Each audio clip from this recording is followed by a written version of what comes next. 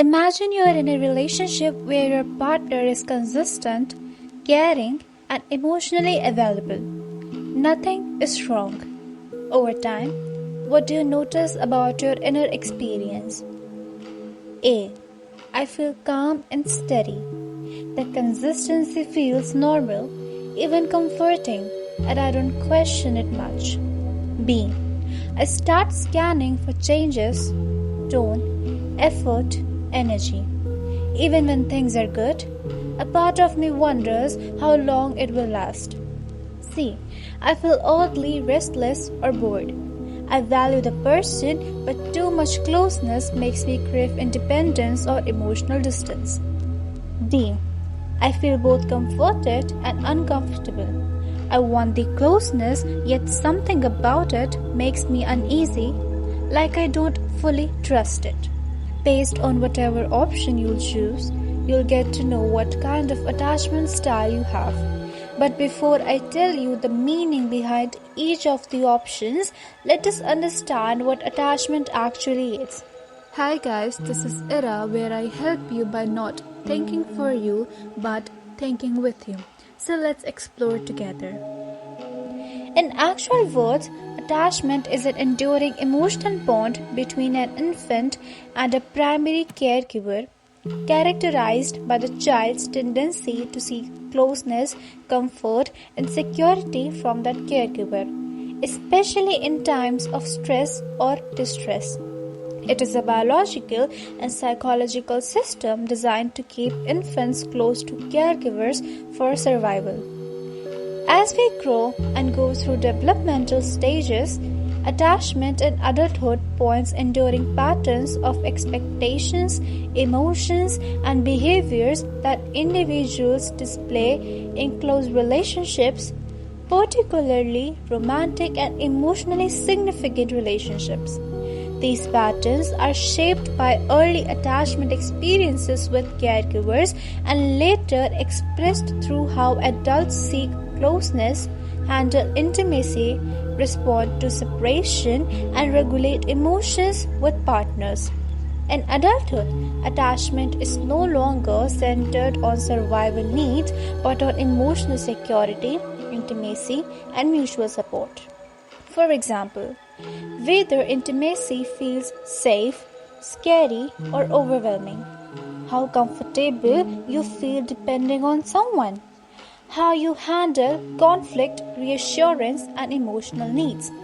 So, back to the question I asked you at the very start, let's look at those options.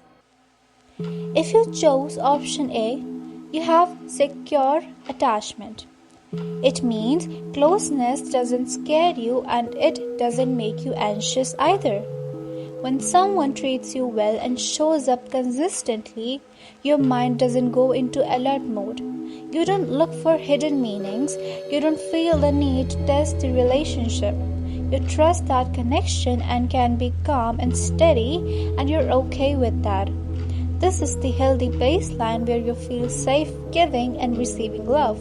You trust people easily, sharing feelings without fear, and handle breakups or arguments well because you know you are worthy of care. In your childhood, the caregiver was mostly reliable and predictable. Whenever you cried or needed comfort, the caregiver was present mostly, and soon you learned my needs matter and someone will show up. You as a child were allowed to express your emotions without being shamed, depend on adults and slowly become independent, feel safe exploring the world knowing they would come back. Option B. If you chose option B, you have anxious attachment. It means even when things are going well, your mind stays on watch. You notice small changes. A delayed reply or a shift in tone can make you wonder if something is wrong.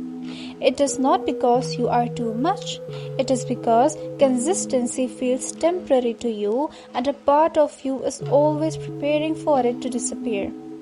You worry a lot about being left alone and need lots of reassurance. You seek closeness but often feel insecure, leading to clingy behaviors or overthinking small things. In your childhood, care was inconsistent. Sometimes your caregiver was loving and attentive, other times distracted, unavailable, or emotionally and physically distant with no clear pattern. So you learned love comes and goes, attention must be earned or chased, safety is unpredictable. So, even as an adult, your brain still wonders about, am I about to lose the connection?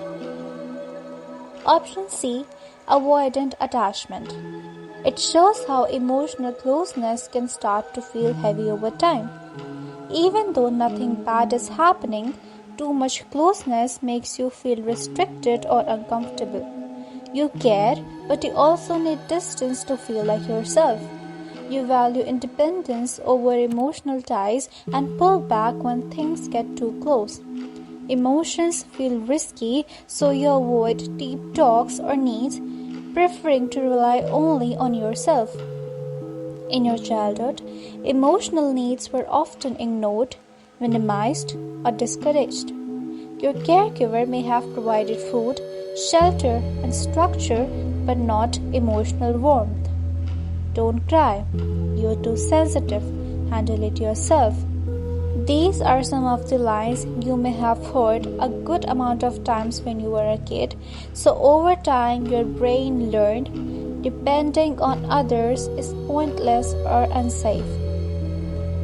Option D. Now, if you chose option D, you are very likely to have disorganized attachment. Here, closeness brings mixed signals inside you. You want connection, but when it is actually there, something feels off.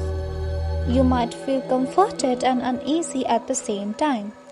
This usually comes from learning that closeness can be both good and unsafe, so your system doesn't know which one to believe. This makes us anxious and avoidant. You crave connection but fear it due to past hurt. Behaviors flip between wanting nearness and pushing away, creating confusing push-pull dynamics. Your childhood must have looked like this, confusing and unsafe. Your caregiver must have been loving at times, frightening, abusive, emotionally unstable, or neglectful at other times, so you faced an impossible situation which followed you into adulthood. The person I need for safety is also the person I'm afraid of.